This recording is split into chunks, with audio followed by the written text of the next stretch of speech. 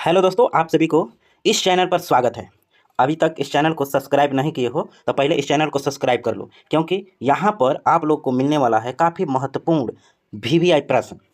क्योंकि आप जानते हैं रिपीटेड क्वेश्चन बहुत पूछा हुआ जो प्रश्न होता है। और इस वीडियो में और आज से जो क्लास शुरू होने वाला है यूट्यूब पर, तो बता दूँ आप लोग को 2011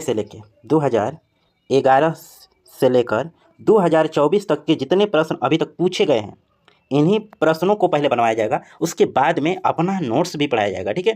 पहले जो प्रश्न पूछा गया है उसको यहाँ पर कंप्लीट कराया जाएगा, क्योंकि आप क्या तैयारी करते हैं सबसे पहले, यानी इसको कहते हैं जब PYQ वाला बैच चलेगा। PY यहाँ से इसको डिलीट कर देते हैं। आज का जो क्लास है वो है PYQ, यानी प्रीवियस ईयर क्वेश्चन। जो प्रश्न पूछा गया है किसी ना किसी एग्जाम में, यानी 2011 से लेकर 2024 तक के सभी प्रश्न चैप्टर बाय चैप्टर, कौन से चैप्टर से कौन कौन सा प्रश्न किस साल पूछा गया वहीं डिस्कशन करेंगे, यानी PYQ पढ़ेंगे, ठीक है। आइए शुरू करते हैं। सबसे पहला प्रश्न आपको दिख रहा होगा, कहता है पहला प्रश्न, सन 1870 में फ्रांस और प्रसा के बीच युद्ध कहाँ हुआ था? तो इसका सही उत्तर होगा ए, सेडान में, ठीक है। दूसरा प्रश्न कहता है किस युद्ध के बाद जर्मनी का एकीकरण हुआ? तो इसका सही उत्तर होगा सेडान के युद्ध। तीसरा, यूरोप का मरीज किसे कहा जाता है? तो तुर्की को यूरोप का मरीज कहा जाता है।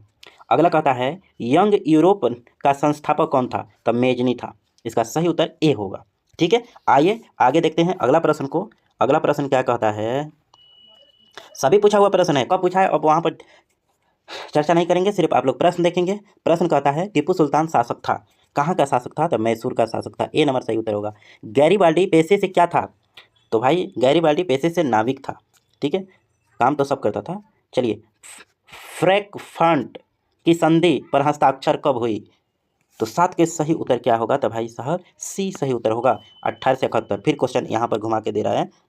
7 नंबर ही प्रश्न को 7 नंबर क्वेश्चन को देखिए, कब फ्रैंकफर्ट की संधि पर हस्ताक्षर? 1871 में। फिर कहता है 1871 में कौन सी संधि हुई थी?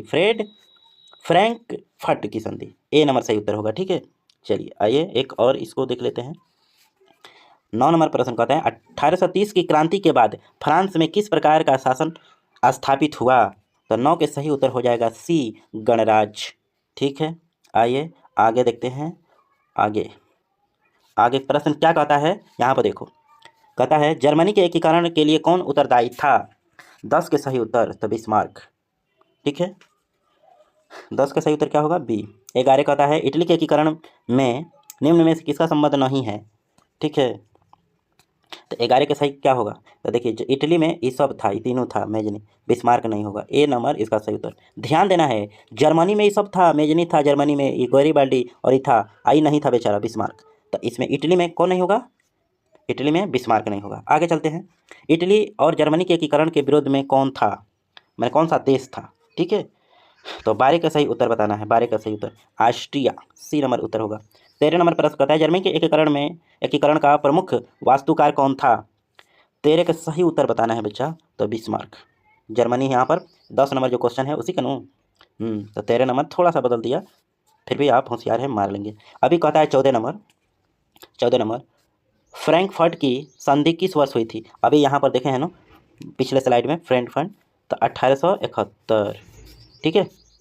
डी आंसर हो जाएगा। चलिए आइए 15 नंबर से शुरू करते हैं। 15 नंबर प्रश्न को, 15 नंबर प्रश्न क्या कहता है, जलवेरिन संबंधित था? 15 के सही उत्तर व्यापारियों से। जेनेवा संधि कब हुआ? तो 16 का सही उत्तर क्या होगा? तो 54। ए नंबर सही उत्तर हो जाएगा 1954 में।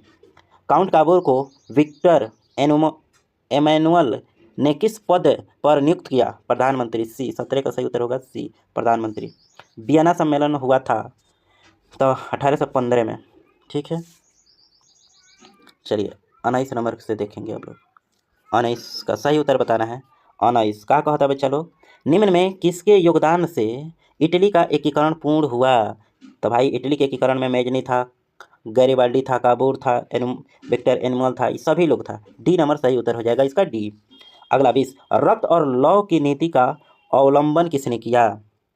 20 नंबर का सही उत्तर बताना है, तो बिस्मार्क ने किया था, याद रखेंगे। बहुत भी देखो, 1 बार पूछा, 2 बार पूछा, 3 बार, 4 बार, 5 बार पूछा है।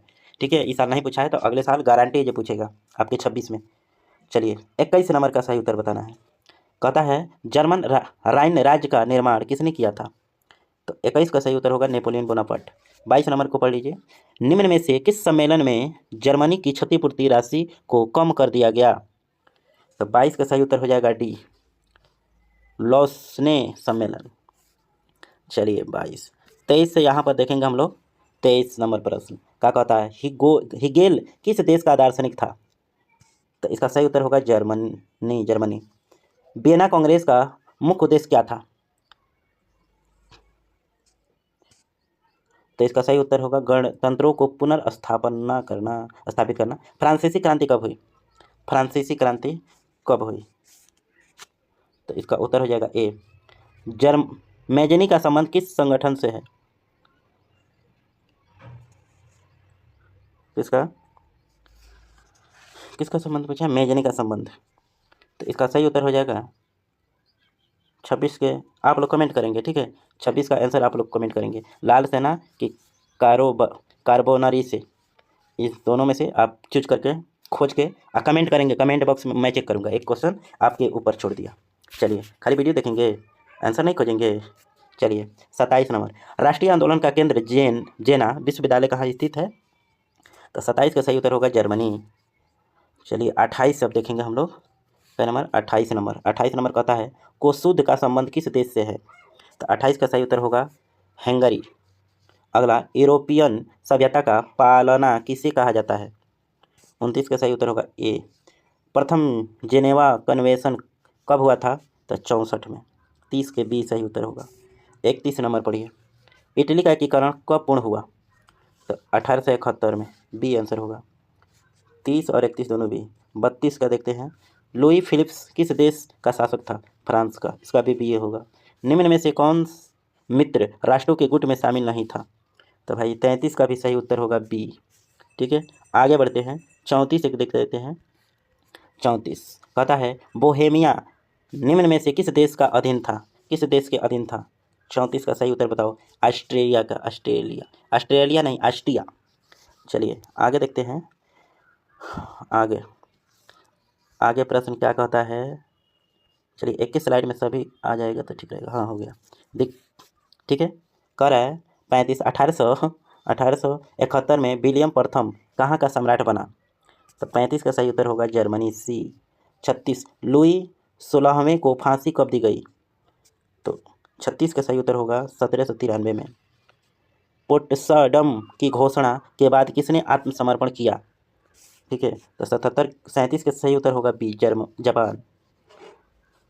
सार्डिनिया का राजा कौन था? तो विक्टर इमैनुअल था। 39 नंबर, इटली के एकीकरण का प्रमुख नायक कौन था? इटली के, तो आपको बताए हैं ऊपर ही क्वेश्चन था। इटली के एकीकरण में मेजनी था, काबूर था, गैरीबाल्डी था, एनोमिलियल था, सभी लोग थे, लेकिन जर्मनी में सिर्फ बिस्मार्क था। ठीक है, आगे बढ़ते हैं इसी के साथ। अब फिर मिलते हैं अगले वीडियो में। धन्यवाद, नमस्कार, जय हिंद।